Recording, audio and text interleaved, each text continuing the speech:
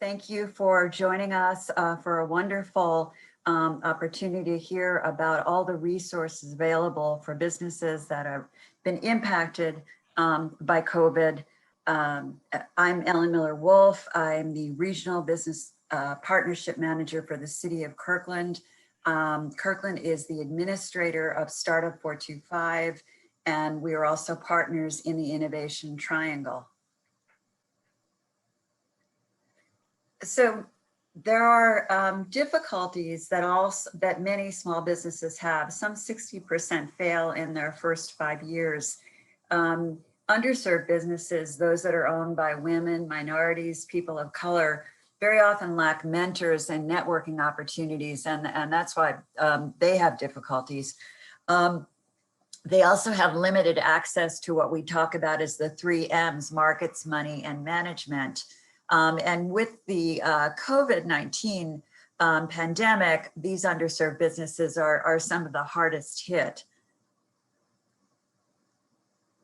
Startup425 is an alliance of 5 cities that is trying to assist businesses. Those impacted by COVID-19 are a focus these days, but we are interested and have been for the last 5 years of helping small businesses on the East Side in the communities listed get a business started and build it in a way that is sustainable.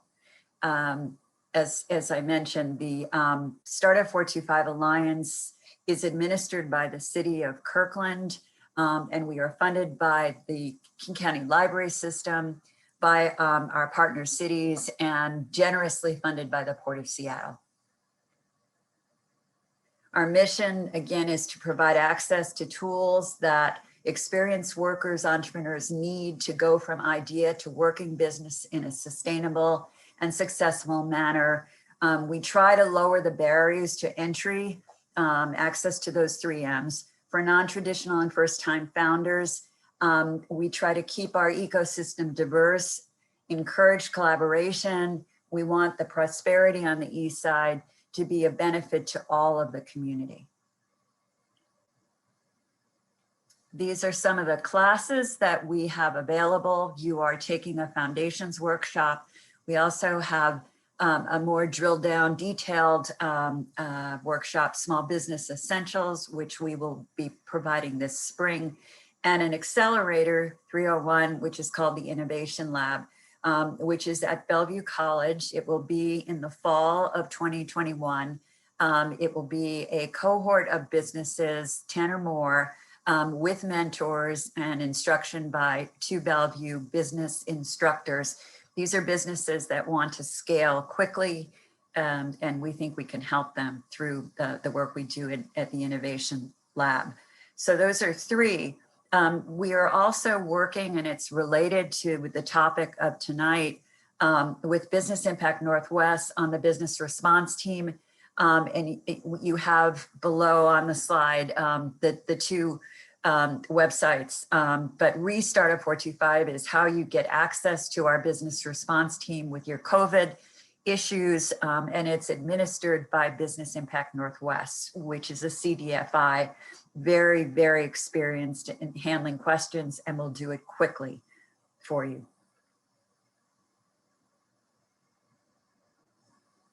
Thank you very much.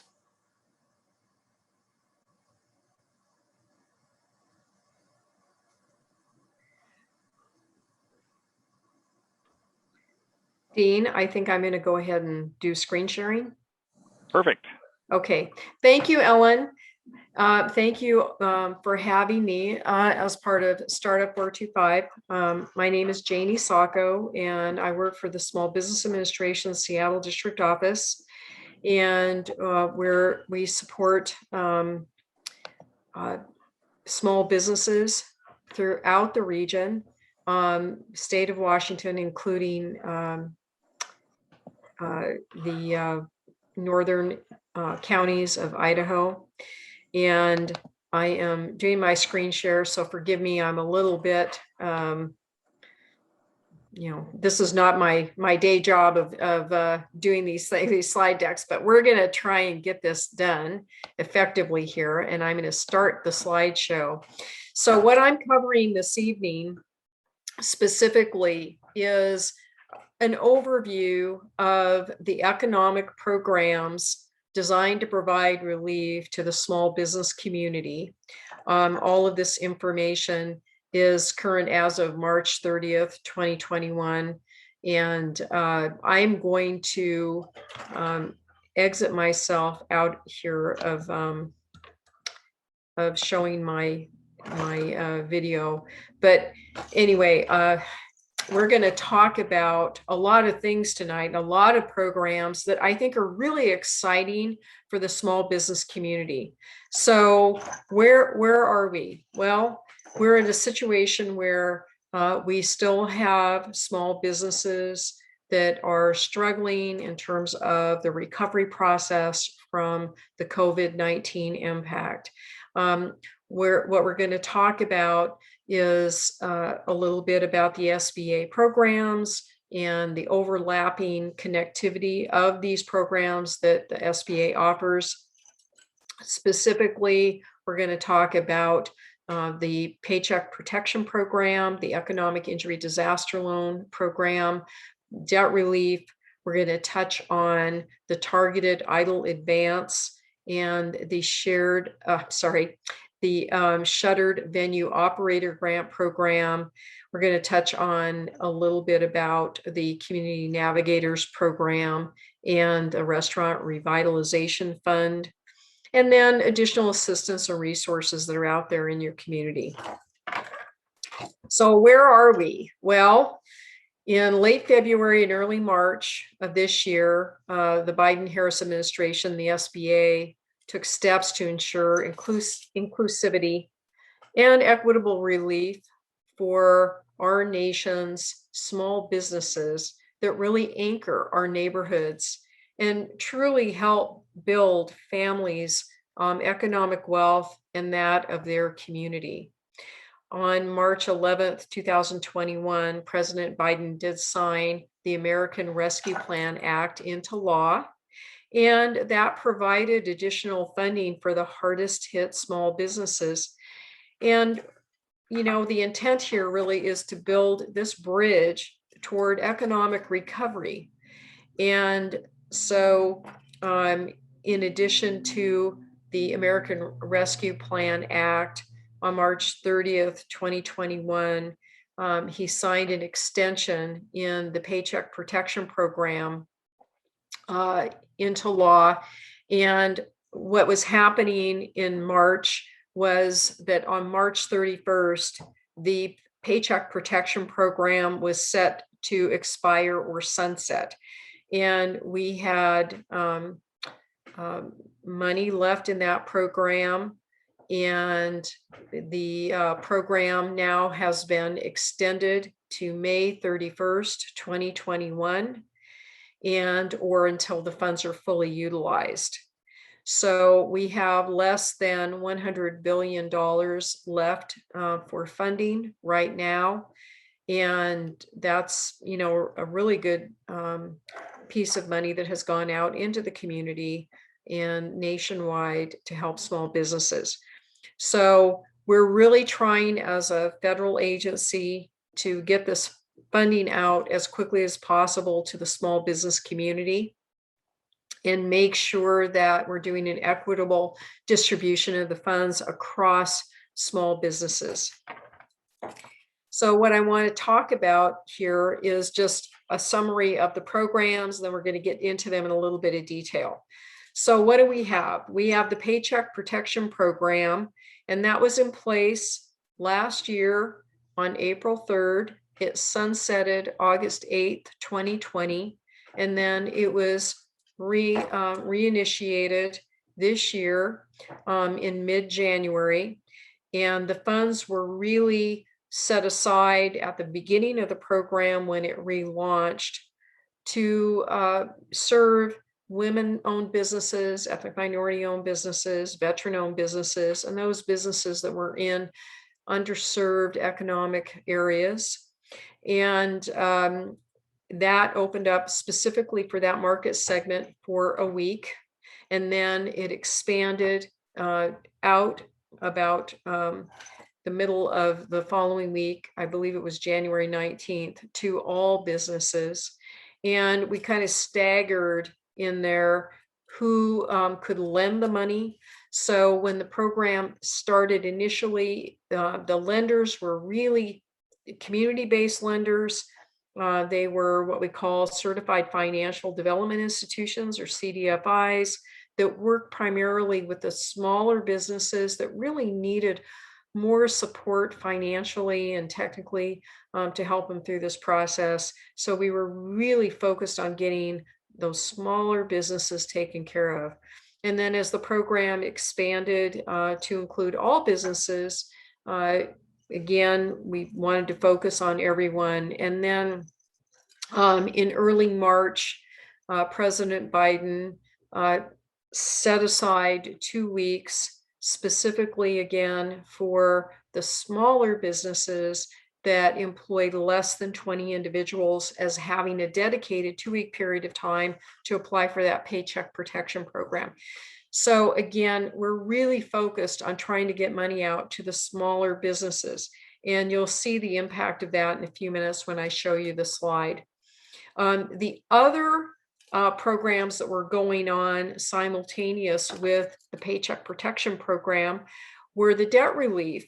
And that debt relief was really having the SBA make payments on existing SBA 7A guaranteed loans, on existing 504 loans and microloans.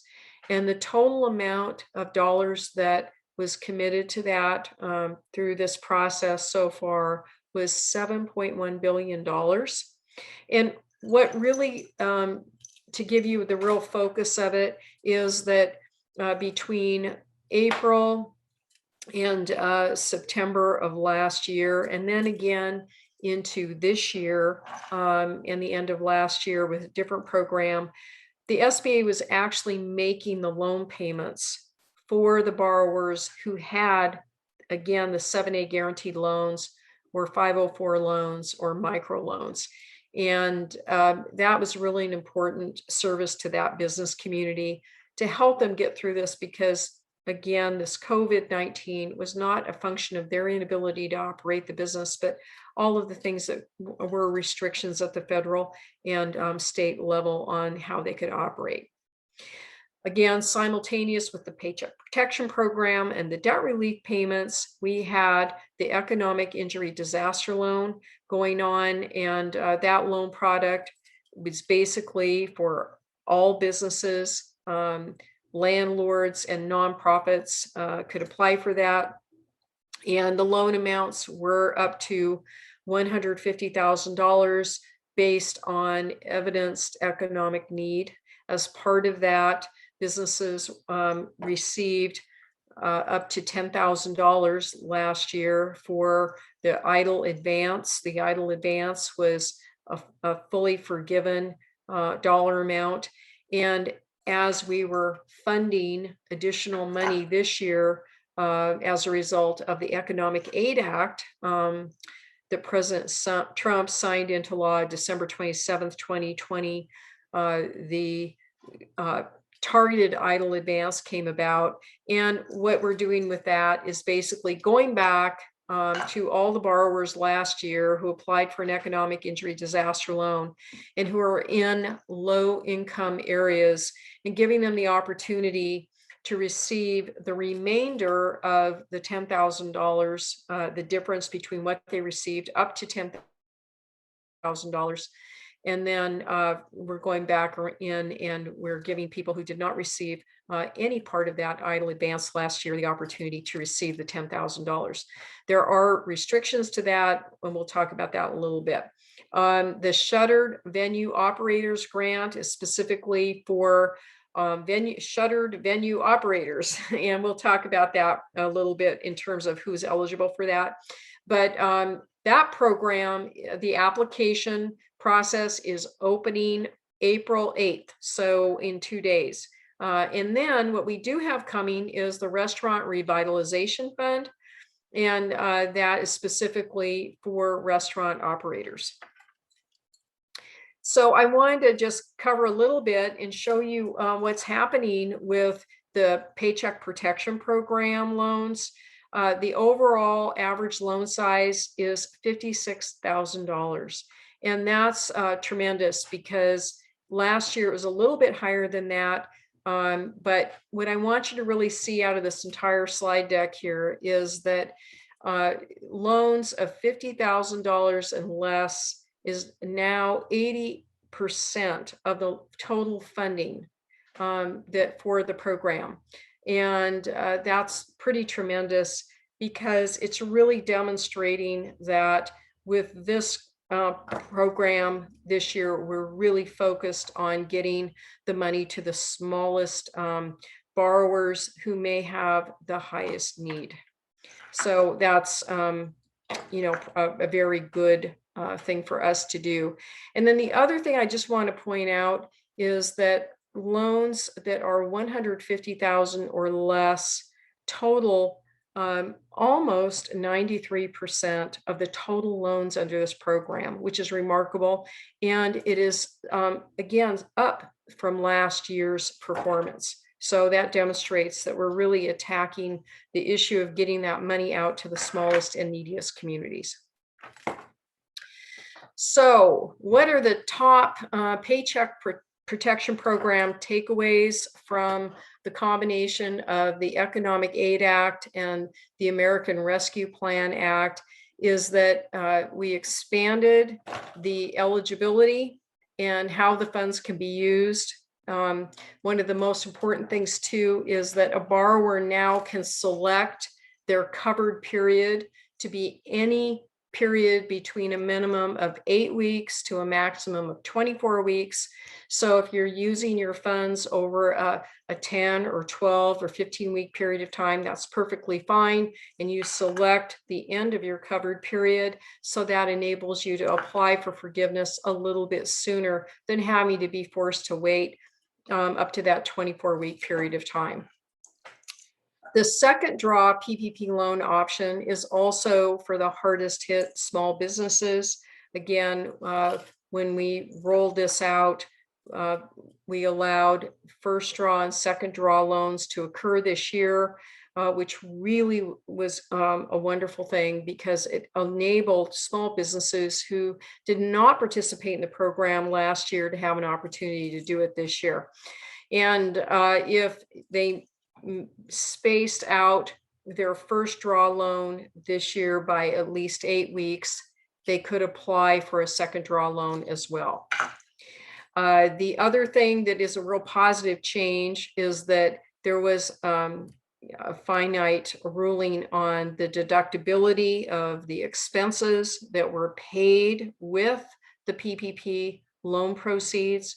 Any of those expenses are tax deductible. In addition, the PPP loan itself at the federal level is not treated as taxable income. So for the forgiven loan. And so that's a really, again, a positive change for everyone. And from what I understand at the state level, for the state of Washington, the PPP loans are not treated as taxable income either. We do have more simplified versions of the forgiveness application forms. And what I think is a great thing for you as a business is that for loans up to $150,000 now, you can use the 3508S form. And again, that really attacks a large portion of you to be able to complete one form and a couple of other supplemental documents in some cases on the second draw loans. And it's just a lot easier process to go through for the forgiveness process. So again, very limited data that you have to provide.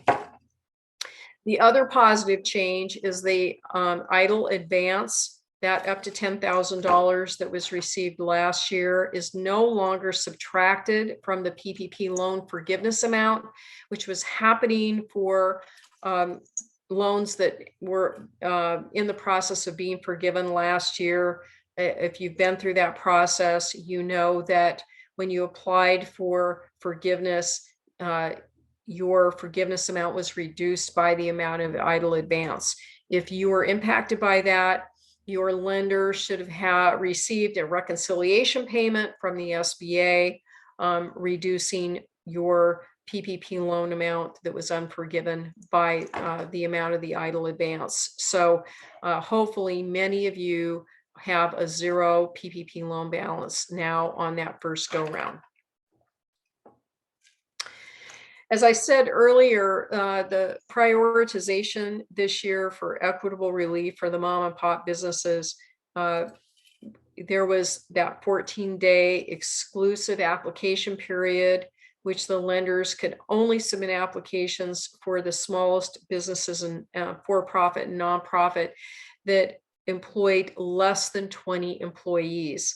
And again, a very definite focus on wanting to have the smallest operators taken care of and provided for with this PPP loan in terms of access. And the other thing that occurred is that there was increased support for the independent contractors, sole proprietors, and self-employed individuals who are eligible to participate in this program by a recalculation or an allowance for using a different format to establish the loan amount, which I'm going to talk about a little bit later as I go through the PPP program. And I'm trying to advance my slide. I'm going to wait here for just a second for my computer to catch up, I think. Let me see. Technical difficulties. No worries.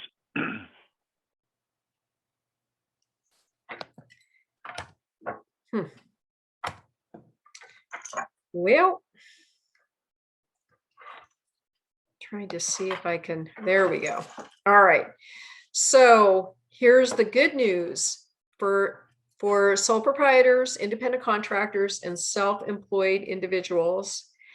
You are now allowed to use the gross income on line 7 of your Schedule C as compared to line 31 of your Schedule C to calculate your PPP loan amount.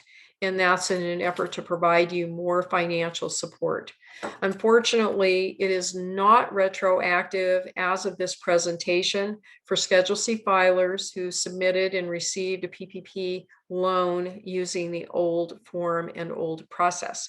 So I just want you to be aware that everyone knows that, you know, this has been a little bit of an issue, but for right now, it is not retroactive. So if you submitted a Schedule C PPP application prior to March 3rd, what we want you to do is speak to your lender as immediately as possible to see if the lender can withdraw or cancel your application so that the new form can be used. And you have, and the lender has a little bit of time if you did receive a loan in March to be able to do a correction or adjustment to your loan. So the lenders have 20 days after the end of the month to do what we call a 1502 reporting. And once that 1502 reporting is done by your lender, we cannot address any changes to your loan amount. So that's a little bit at the discretion of your lender as to when they submit that 1502 report. But just be aware, again, if you believe that your loan amount would have been higher with the calculation based on line 7 gross income rather than line 31 of the Schedule C, then please contact your lender as immediately as possible. So we have the PPP eligibility expanded and clarified So again, in an attempt to extend this program out and promote fair and equitable relief for small business owners, there were a few changes to the eligibility.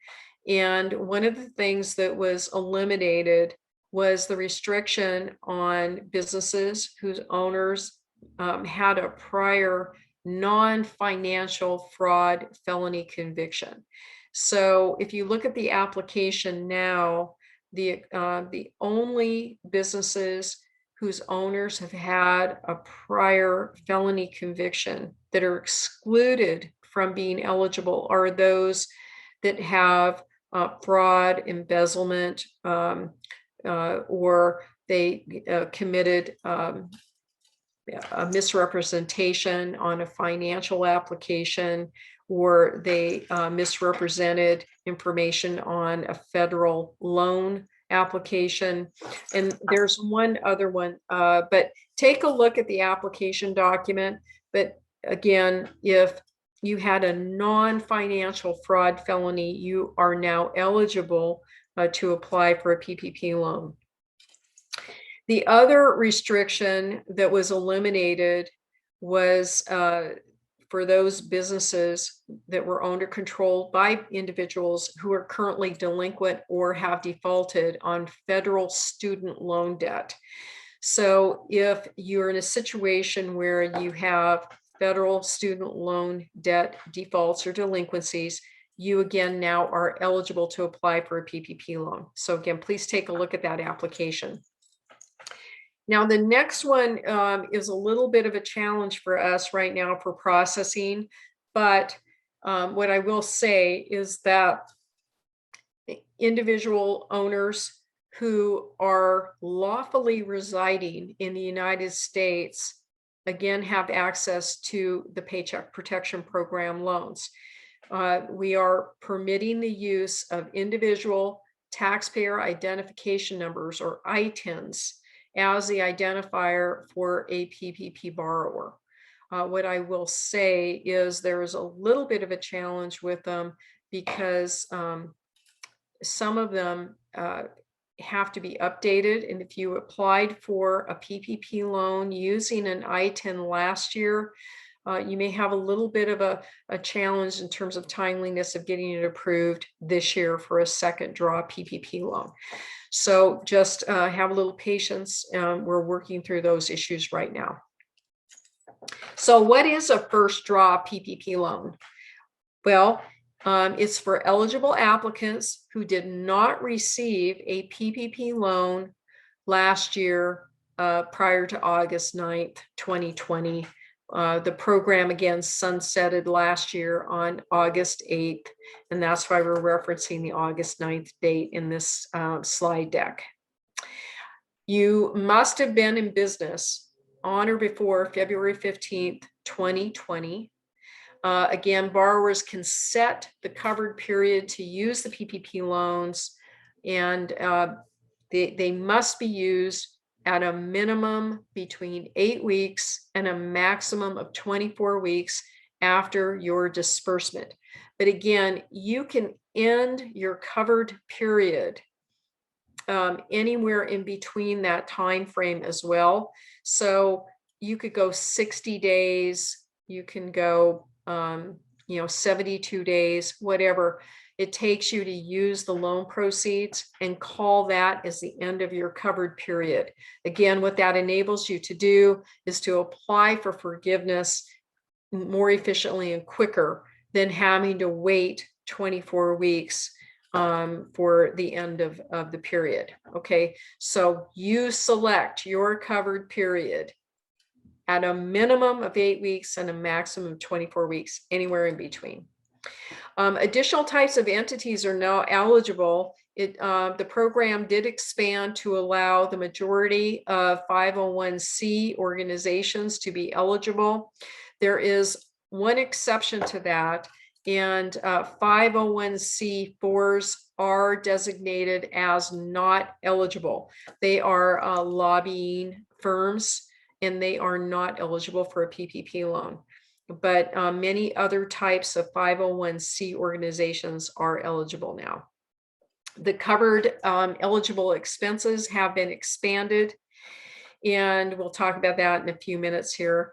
And again, as I said earlier, the program expiration is now extended to May 31st, 2021, or until the congressional appropriations are exhausted.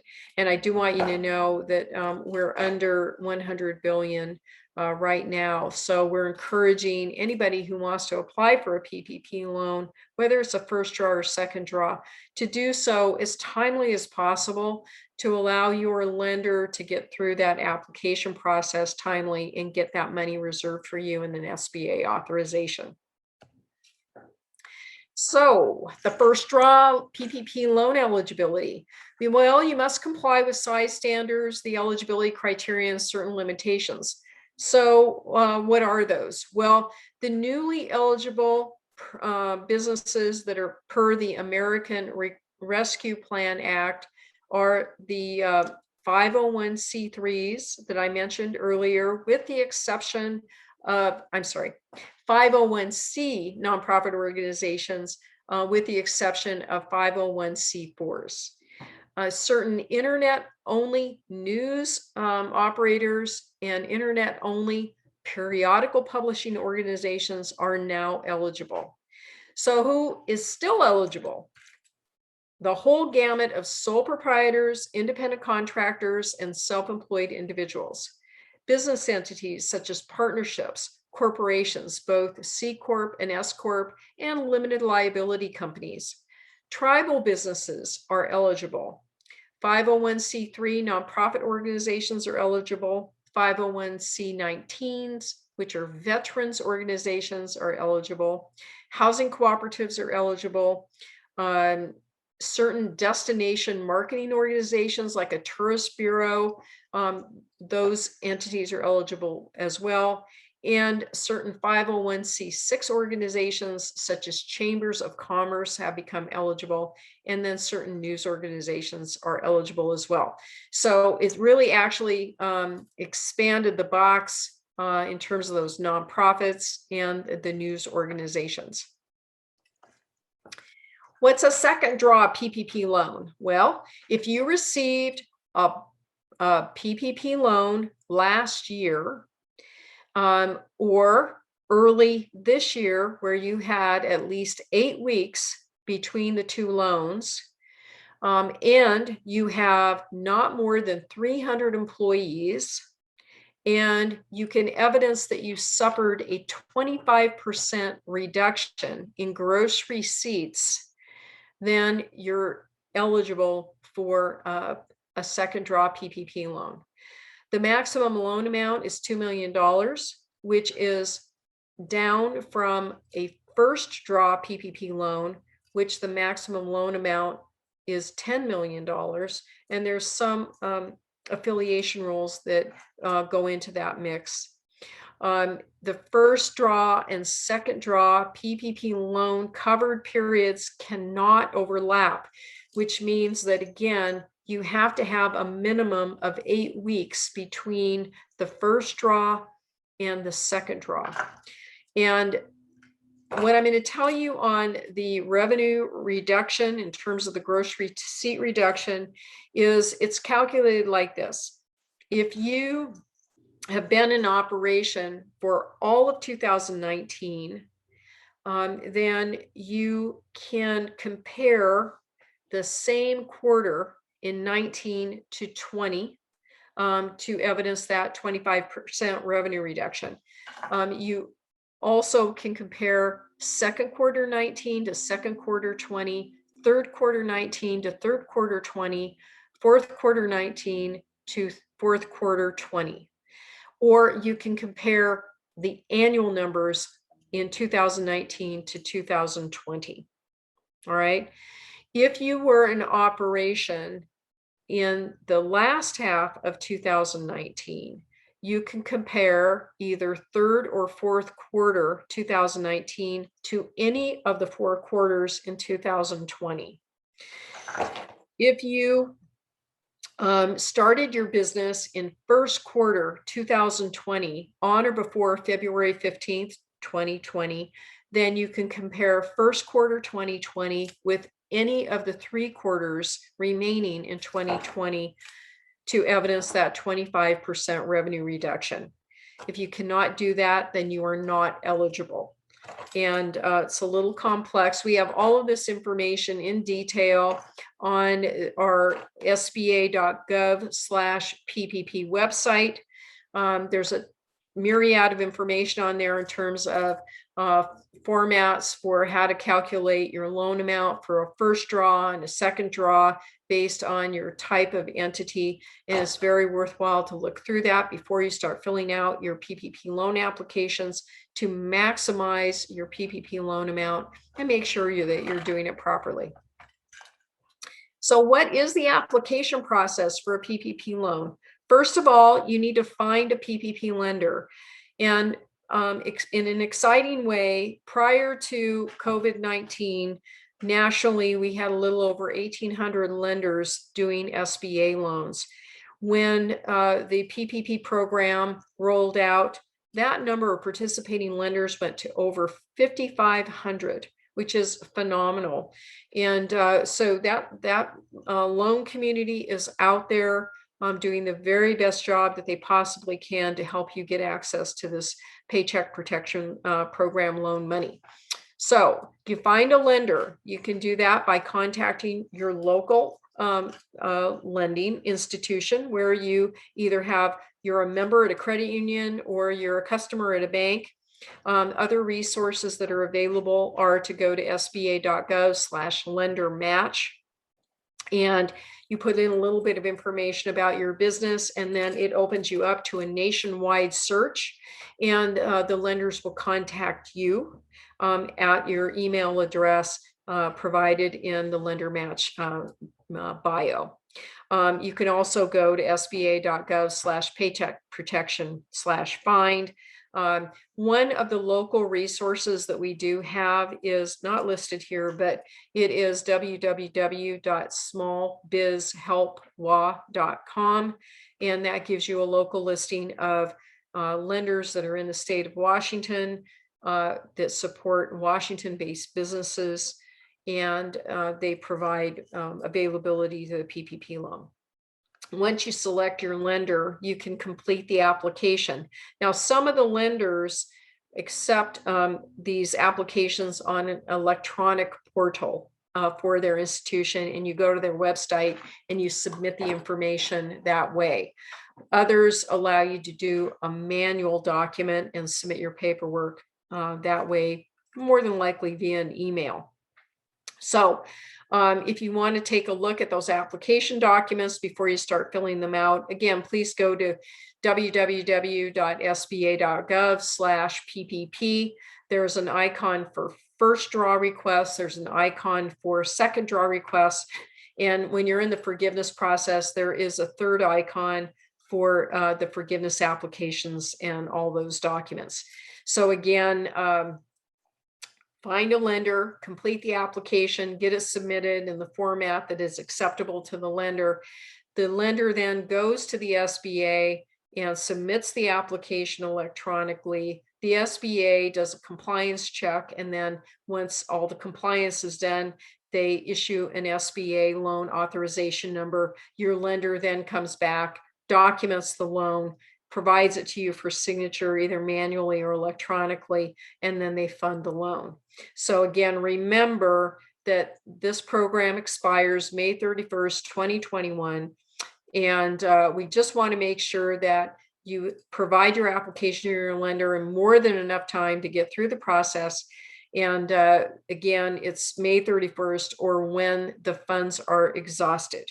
So the funds are going relatively quick now, and it is really important that you get your application as timely as possible. Now, let's talk a little bit about the PPP loan terms and maturity. If the loan is not forgiven 100%, then the interest rate is 1% from the time of disbursement on the loan. It is simple interest, which means it's not compounding and it's not adjustable. It is fixed at 1% for the life of the loan, and the interest started accruing at the time of the loan disbursement.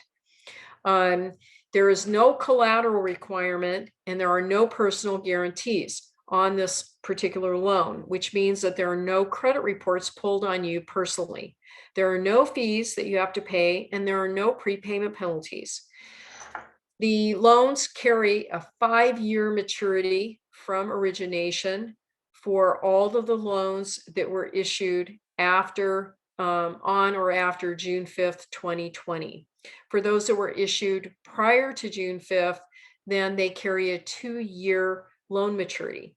You have, if you're in that grouping who received your loan between April 3rd and prior to June 5th, and you do have a residual unforgiven amount on your PPP loan, you can negotiate with your lender to extend the maturity of your loan up to a 5-year period of time from origination. Payments do start on that once you know how much of the PPP loan is not forgiven. Your lender will notify you of the balance and create a payment plan with you based on the unforgiven amount and the remaining life on your loan. You may apply for forgiveness up to a 10-month period after the end of your covered period, but payments do start 10 months after the last day of your covered period if your loan has not been fully forgiven or you have not applied for forgiveness at that point. And again, what I want to emphasize here is the whole intent is really to try and have you have a 100% of the loan forgiven. There are no gotchas or anything in this process. It's very straightforward. And what I do want to share is that at least 60% of the loan needs to be used for eligible payroll purposes, and not more than 40% of the loan may be used for eligible non-payroll purposes. They are very clearly identified in the application as to the use of the proceeds and what is eligible. So please read through that and make sure you comply with that to the best of your ability. Because we really do want you to have 100% of these loans forgiven. That's the whole intent. However, if you do not use the loan proceeds as required, you will then end up with a portion of your loan unforgiven based on your use. Okay, so borrowers must apply for the loan forgiveness through their lender. The lender then reviews the application, makes a recommendation to the SBA as to the amount of forgiveness on your loan, and the SBA then reviews the request made by the lender and then renders a decision and funds the forgiven amount back to the lender. The lender applies that money to the accrued interest and principal on your loan, and as I said, hopefully 100% of the loan will be forgiven. Per the Economic Aid Act from December 27th, 2020, as I mentioned earlier, the idle advances that were issued last year are no longer deducted from the PPP loan forgiveness payment. Expenses paid with the PPP loan proceeds are federally tax deductible. So you need to contact the IRS for more clarification on this or work with your CPA. There has been expanded forgivable expenses permissible under any PPP loan. And what I'm going to say here is that what's eligible for the payroll costs include all of the cash compensation, such as wages, incentive pay, tips, bonuses that are reasonable, your severance pay, if applicable, vacation pay, sick pay, Family Leave Act pay, and a few other things that are all paid by the employer. All right. And the other components that are part of the payroll costs, but not part of the cash compensation, are your group insurances for disability, life insurance, medical, dental, and vision, and any, again, that are paid by the employer, any employer paid retirement contributions, and any employer paid state and local taxes. Those are the 4 groupings of components that make up the PPP loan payroll side for eligibility. The non-payroll costs that are eligible are items like the interest expense on a secured business loan that was in place on or before February 15th, 2020, rent and lease payments in which the lease agreement was established on or before February 15th, 2020. You do need to provide documentation to evidence that those expenses were in place on or before February 15th, 2020. And then when you're asking for forgiveness, you do need to document on the larger dollar loans your use of proceeds for those expenses. Other expenses that are eligible include, I have to think about this for a minute, utilities expenses. And not all utilities are eligible, but again, check on the application. There are things like your telephone, your electricity, your gas, your internet, transportation costs, which are defined as a fuel expense for business vehicles. Things like garbage and sewer are not eligible, even though they are part of your utility expenses.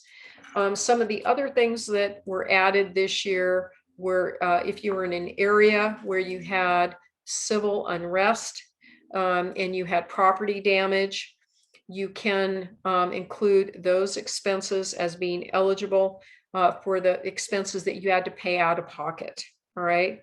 Other things are your personal protection equipment for your employees, and also any expenditures that you had for physical barriers that you needed to put between your employees. And there's also an operating expense allowance for, they call it a covered operating expenditure.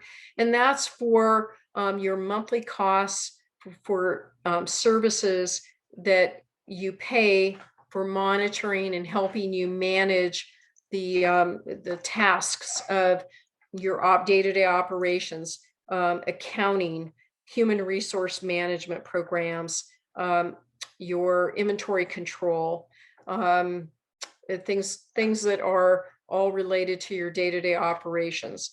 The other thing that is included too is contractual obligations that you had in place on or before February 15th, 2020 related to your services that, like your inventory, any service agreements that were in place related to things like that.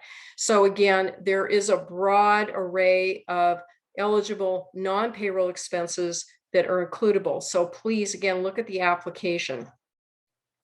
I do want to share that the 3508S form is now allowed to include loans up to $150,000.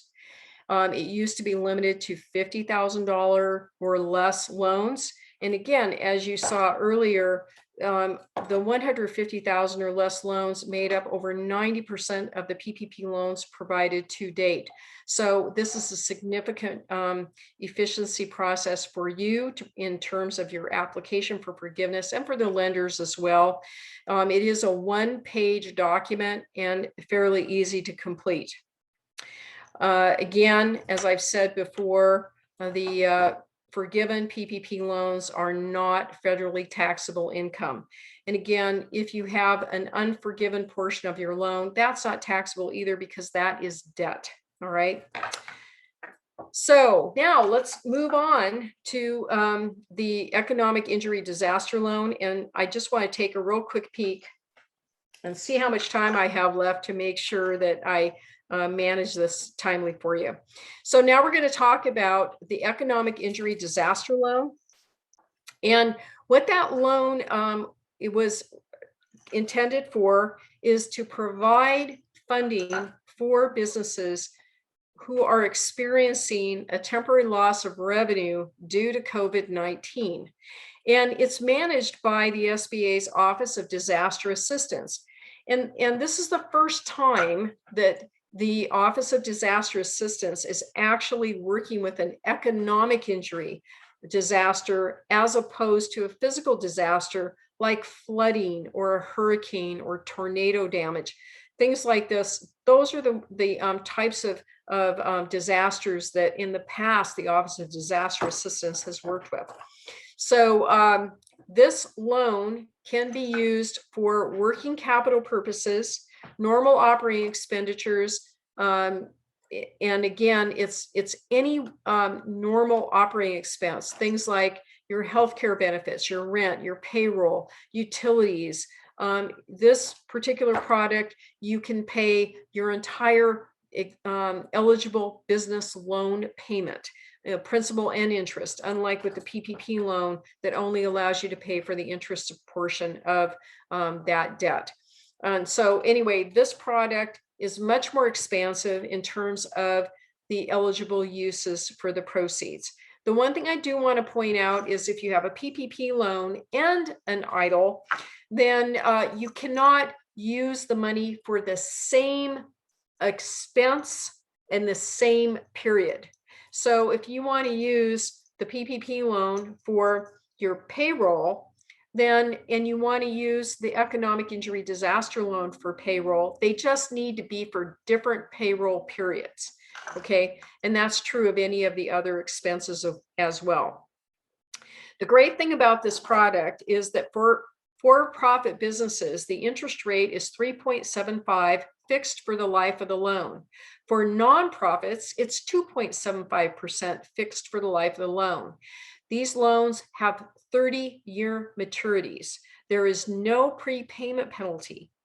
I do want to let you know that there is no payment on these loans for the first 24 months from the date of financing. So again, there is no payment due for 24 months on these loans. Loans that are over $25,000 are secured by a uniform commercial code or UCC filing on the business assets only. No personal assets are taken as part of the collateral. There is no personal guarantee on the loan required by the owners until the loan amount is at $200,000 or more. The SBA Office of Disaster Assistance does deduct $100 from the loan proceeds on the loans that are in excess of $25,000 to cover that UCC filing cost. So who is eligible? Well, most small businesses, cooperatives, agricultural enterprises with 500 or fewer employees. There are exceptions to that 500 employee rule, and we all need to take a look at the sba.gov/size standards to see if you're eligible based on your industry to have a higher employee number. Private nonprofits are eligible for this program as well. So what are the changes to this program? Well, recently, again, the loan limit just increased to a maximum of $500,000, up from $150,000. For those of you who may have an existing economic injury disaster loan that is up to that $150,000 amount, and you may need more money, the SBA will be emailing you from an email address that is at sba.gov. And it will be, they will be giving you the opportunity to apply for an increase up to that $500,000 maximum dollar amount. And again, instead of the economic injury being based on 6 months, as it has been up until recently, it is now going to be based on a 24-month economic injury. So look for that email, and you might want to take a look in your spam, or just make sure before you delete everything that it's not something from an email address that ends at sba.gov, because that is a legitimate email. You do not need to submit an increase request. As I said, the SBA will reach out to you directly and give you instruction as to how you can request an increase. And as I indicated, I want to take a look at this. First payment due 18 months from the day of the note. Okay, so I'm going to modify what I said. If loans were made in 2020, the first payment is not due until 24 months from the date of the note. If the loan is made this year, then the first payment due allowance is 18 months from the date of the note. So I do want to correct the statement that I made earlier. Thank you. I talked a little bit about debt relief earlier in this. And the debt relief really is the SBA making the loan payment on behalf of the borrower. And the loan payments were made on 7A guaranteed loans, which were eligible, on the SBA 504 portion of the loan, and for microloan borrowers only. Okay, so those three categories of borrowers. So I'm just going to read this so I don't mess it up, but for new 7A 504 microloans approved on or after February 1st, 2021, and through September 30th, 2021, the SBA will pay 3 months of principal and interest payments only after the loan is fully dispersed and after any deferment period allowed by the lender, with a maximum payment amount of $9,000 per loan per month. If you have payments on a monthly basis that are above $9,000, then the borrower is responsible for that payment. Borrowers do not need to do anything to apply for this debt relief. The SBA provides it automatically. And I'm just going to say that, again, I'm going to read this so I don't make a mess, but letters have been distributed to eligible borrowers, and you can go to www.sba.gov/coronavirus relief, debt relief sample section for a copy of that, what we call 1112 borrower letter. So you can take a look at that. And again, if you have any questions, please contact your lender about that debt relief and how it impacts your loan. Now we're moving along to the targeted idle advance. What I want you to know, again, is that there is no action required on your part until you are contacted by the SBA via a direct email invitation. And again, that email is going to be coming, if you haven't received it already, from an email address at sba.gov. The new program for the Economic Aid Act is only for businesses and nonprofits that applied for an economic injury disaster loan and are in a low income community, and they have suffered a greater than 30% economic loss, and they have 300 or fewer employees. If you meet those three requirements, a targeted idle advance will be funded per funding availability, which means until the funds run out, and they will be based on a balance out to a previous economic idle advance to a full $10,000. So what that simply means is, last year, if you received $1,000, you will receive $9,000 to get you up to the $10,000 full idle advance.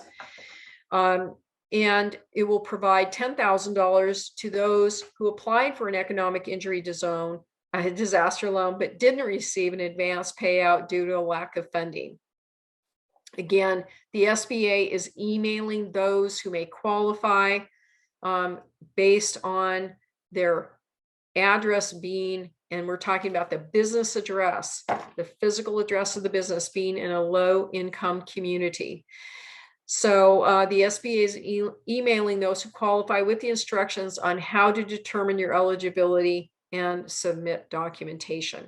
So in there is a link to the allowed website for determining your physical location, being in a low income community or not. All right. The targeted EIDL advance, these are some of the items that are needed to verify your eligibility and the submission. You need to provide a 2019 federal tax return. And it's recommended that you have it on hand when applying your EIN or Social Security number as specified in the original EIDL application. You will need to have your monthly gross receipts for 2019 and 20 and the completed months in 2021. A confirmation that the information in the original EIDL application is still accurate. If there are changes, they may require a manual review and documentation.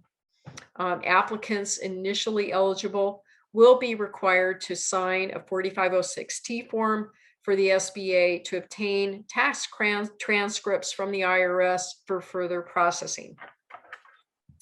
So in the application process, there is only one submission for each targeted EIDL advance that can be made. And we were trained on this in advance of the applications going out. And I do want you to know that you really need to make sure all the information that you put in that application is accurate, because you only get one opportunity to apply for a targeted EIDL advance. And you do need to make sure that your bank account information is correct.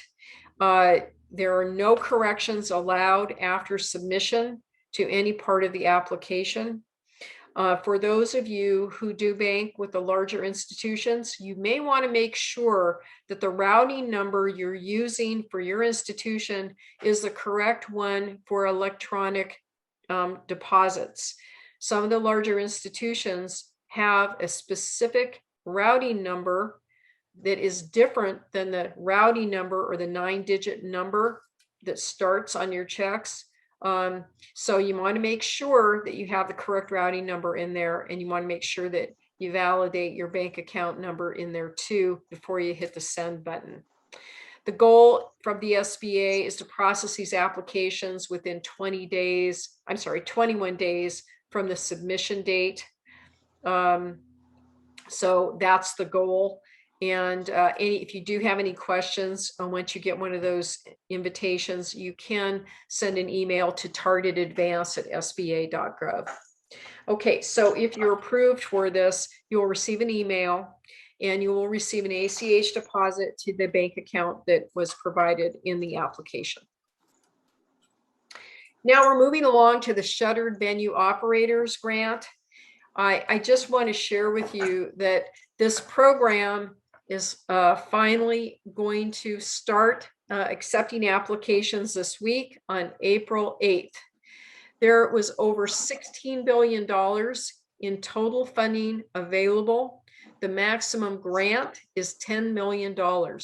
So who is eligible to apply for this? Eligible entities include live venue operators or performers, theatrical producers, live performing arts organizations and motion picture theater operators, relevant museum operators, zoos and aquariums who meet specific criteria, talent representatives, and there will be a maximum of 5 business entities related via affiliation, meaning that there may be one parent firm and 4 subsidiaries that also meet that eligibility criteria.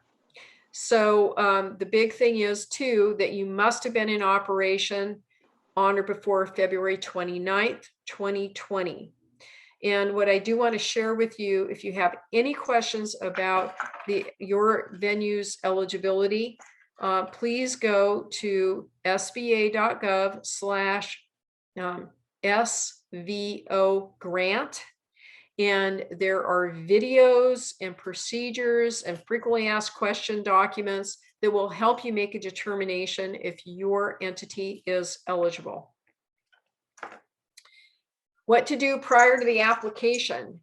Well, you do need to have a DUNS number, and you do need to get registered in the federal government's system for award management at sam.gov. In order to register in sam.gov, you need to have a DUNS number. That's why I'm saying that. Again, please review the frequently asked questions, the preliminary checklist, the eligibility requirements, and the video tutorials on sba.gov/SVO grant.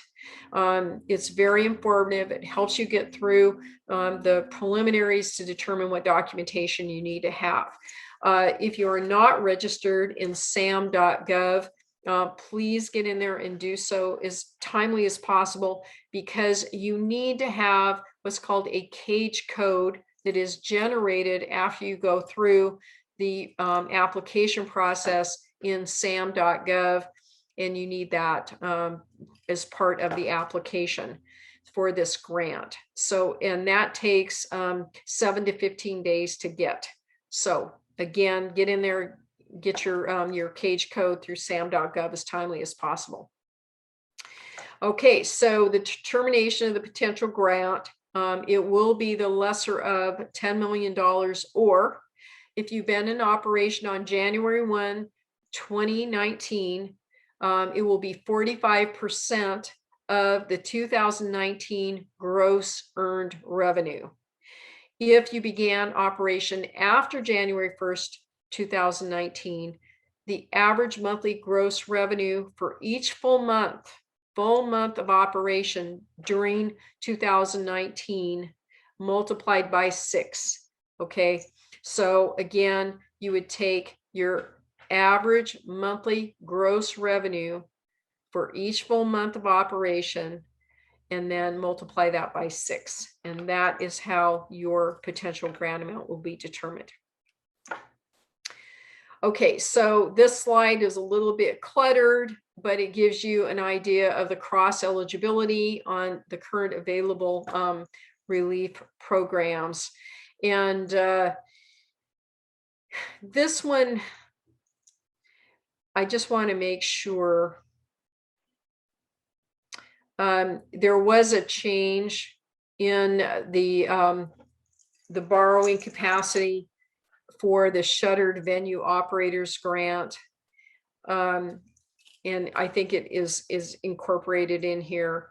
The thing is that if you apply for a PPP loan and you're eligible for a shuttered venue operators grant, if you receive your PPP loan prior to receipt of the shuttered venue operators grant, you're okay. But if you receive the authorization for that PPP loan this year after you're approved for a shuttered venue operators grant, that PPP loan becomes unauthorized. So you kind of have to balance the timing of these applications. Okay, so it's a grid. I'm going to let you take a look at it.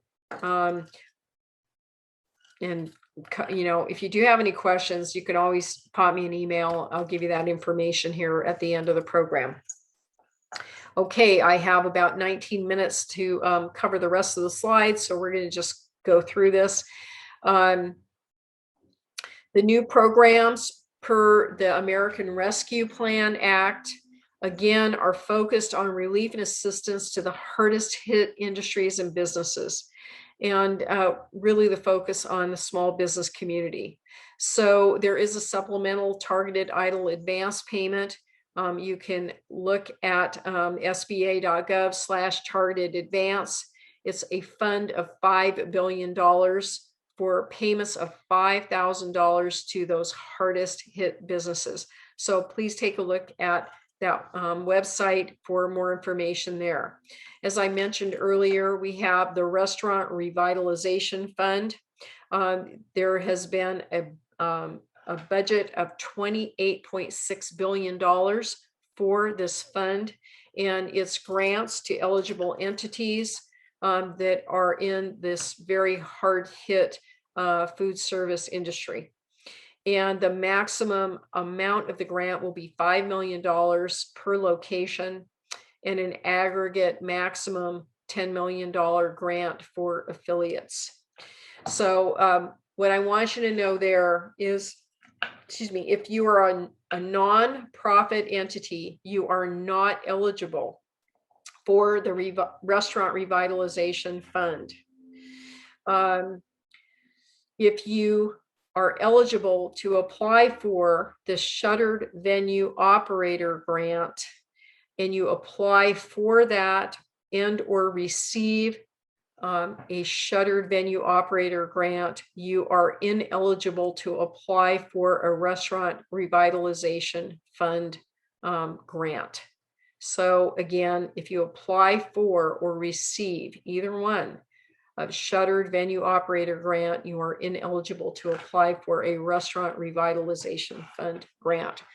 The other thing, if you do have questions about the Restaurant Revitalization Fund, please send your emails to restaurants@sba.gov, and that will help the SBA develop the frequently asked questions document.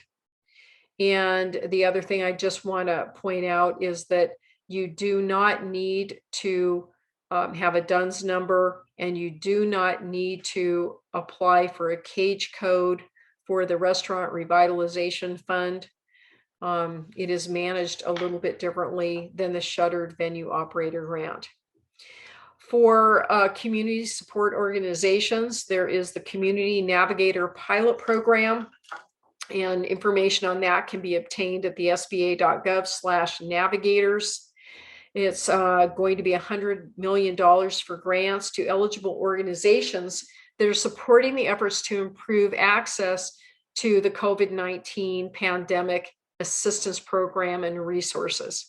Additionally, there's $75 million to support, budgeted to support outreach efforts, including the creation of a telephone hotline for information and referral services.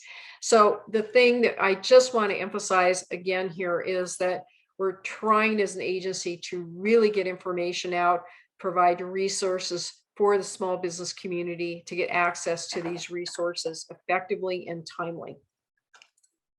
So the key takeaways, what loan programs do we have? The Paycheck Protection Program, that expires May 31st, 2020.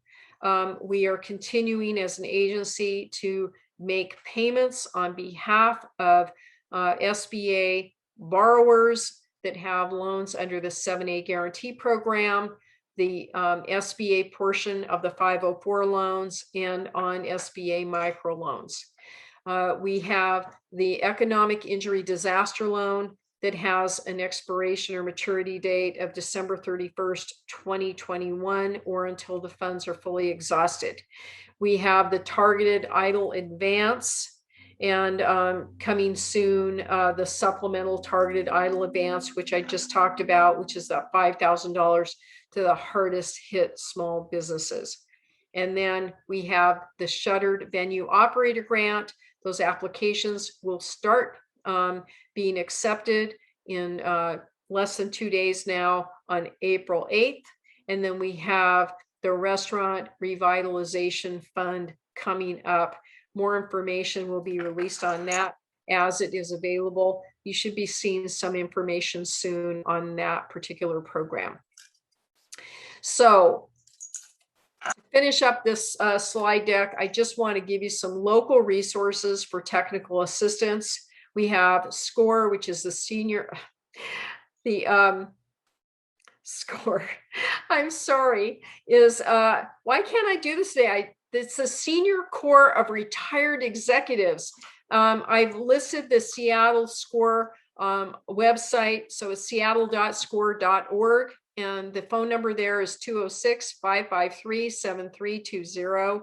They're an outstanding resource in the community, and they are throughout our region and the state of Washington and outside of our state as well. But they provide an outstanding one-on-one counseling and advisory services to the small business community. One Redmond for the East Side community. You can get information there, oneredmond.org, 425-885-4014. And then we have the Washington Small Business Development Centers. They are located throughout the state of Washington.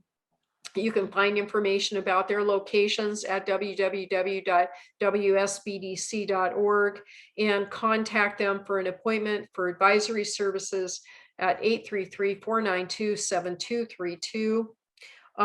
They're actually One Redmond houses a small business development center here on the east side. There is also the Women's Business Center and the Veterans Business Outreach Center. Both of those are housed at Business Impact Northwest. The website is www.businessimpactnw.org, and the phone number to reach them is 206-324-4330.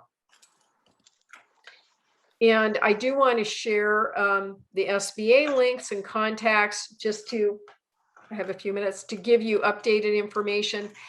Here's the deal. We want you informed. We want you educated. We want you up to date on all the information, whether you do get an update via email, via Twitter, on Instagram, whatever is easier for you. We have those sources available, and this is the information provided on the slide deck. You can email us at sba.gov/offices/district/WA/Seattle, or you can just call us on 206-553-7310. We in the Seattle office are working from home, so we ask you to please leave a message on that 553-7310 number. We try our hardest to get back to you the same day you call in and answer your questions and make sure that you're taken care of. So you have several website addresses here, all at sba.gov. The one that's /relief gives you all of our program economic aid options. The /PPP focuses on the Paycheck Protection Program. The /EIDL focuses on the Economic Injury Disaster Loan and payments. And then the Shuttered Venue Operator Grant website is sba.gov/SVO grant program.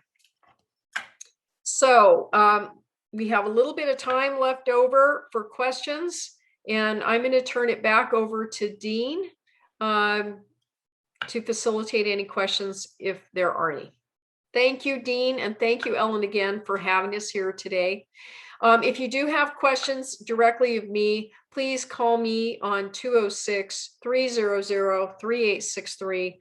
My email address is janie.sacco@sba.gov. So it's JAN as in Nancy, IE.S as in Sierra, A, C as in cat, C as in cat, O @sba.gov.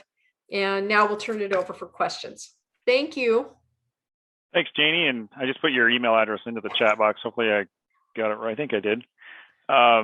Any questions? Sharing. There you go. I'm not seeing any questions in the chat box, but I did have one come into me.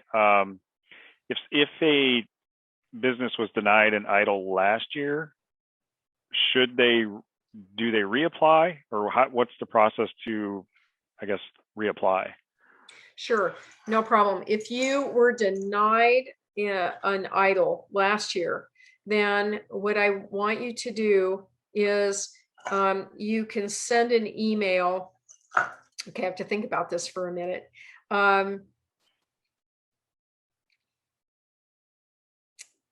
darn, I have these things memorized, and now that I'm put under pressure, I can't think, right?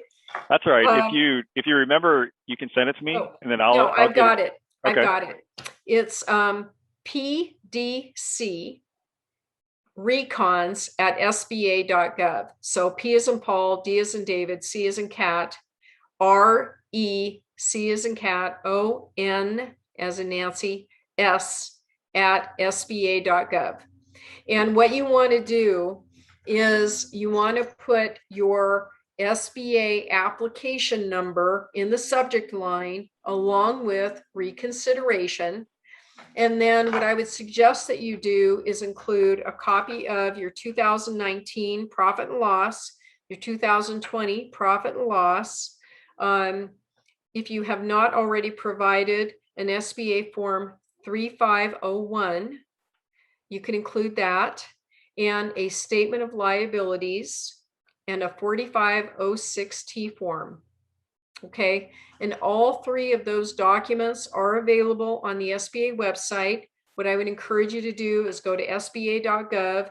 There's a little search button up in the upper right-hand corner, and plug in form 3501 and hit enter, and then that'll come up, and then go through the other two documents. You should have access to them.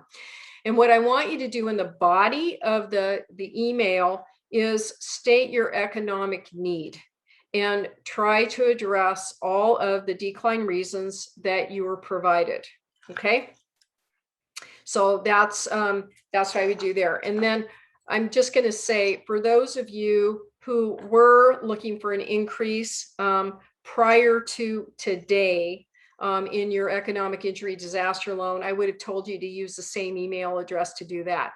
But right now, if your loan amount is capped at 150 or less, and you want to apply for more funds, just watch for an email from the SBA. Again, it's going to be coming from at sba.gov, and they will give you instruction as to what information to submit for a loan increase. Okay? Okay. Thank you. You're welcome. I don't see any other questions. We appreciate you coming back for a second week in a row and joining us and giving us the lowdown on the SBA and all the programs. So greatly appreciated, and thankful to Ellen, Chris, Sue, and Sue. Do you have a question? I think you're on mute. Yeah.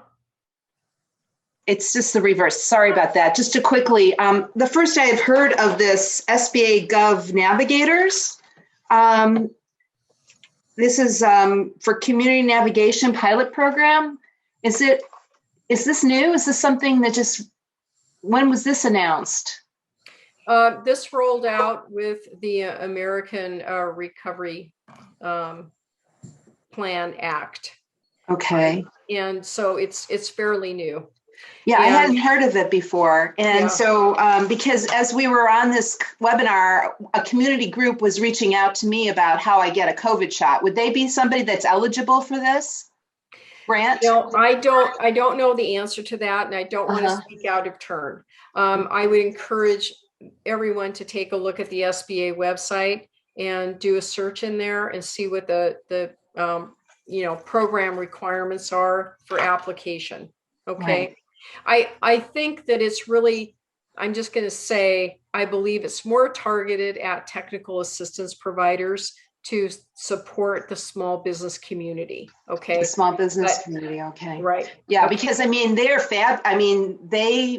They came to my rescue, and I just, thank goodness for them. And I think it was just a grassroots campaign, and it's chaos out there. And so it's great to know about this, a source of funding potentially for those that are providing technical support, because they're helping people that can't navigate what's out there right now. Yeah. Mm-hmm. And again, I may be off. It's not a loan program specifically for small business, and it's not rolled out yet. So I would just encourage you to take a look at the information that's on the website. Stay tuned with, get in there and get updates, because as the information rolls out, everybody who has is set up for updates, we'll get the information as timely as we get it on the SBA website. Okay. Well, thank you. This is a great presentation. I really appreciate it. Okay. It's You're nice welcome. to know all the resources available. Thank you. Yeah, thank you. All right, I think that's a wrap for tonight. Thank you again, everyone, for attending. And the recording will be up no later than Thursday morning, along with all the resources that from the SBA. So thank you very much for attending and have a great evening. Awesome. Thank you, Thank Jeannie. you. That was so Thank good. All right. Also, Call fill me out if the you need survey me. forms. Do. All right. Absolutely. Thank you. All right. Thank you. Bye-bye. Bye-bye. Bye.